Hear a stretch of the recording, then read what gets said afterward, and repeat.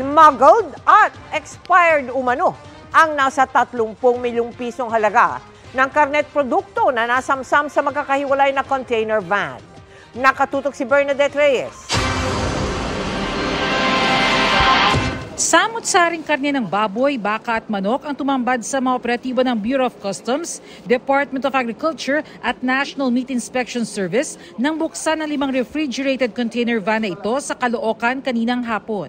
Base sa mga markings sa mga produkto, pinaniniwala ang smuggled at expired na mga produkto na mula raw sa China. Ang iba naman, may mga marka ng Canada pero inaalam pa ng mga otoridad kung galing nga ang mga ito sa naturang bansa. Tinatayang aabot ito ng 70 tonelada at nagkakahalaga ang mga ito ng 30 million pesos. Ito yung ikaapat sa 5 container van na na-raid ng BOC at DA dito sa Caloocan. Ang container van na ito naglalaman ng iba't ibang mga frozen goods at meron din mga ice cream.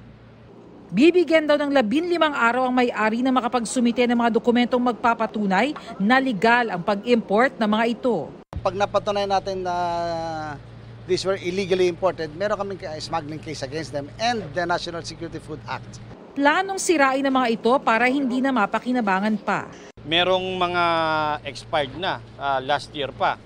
So ito ay unfit for human consumption. Hindi na dapat ito kinakain or ipinapakain natin sa ating mga kababayan kasi makakasama ito sa ating overall health. At saka ito ay talagang paglabag sa batas. Para sa GMA Integrated News, Bernadette Reyes, nakatutok 24 oras. Good news mga kapuso! Maaari niyong mapanood ang 24 oras at iba pa naming mga newscast sa aming YouTube channel.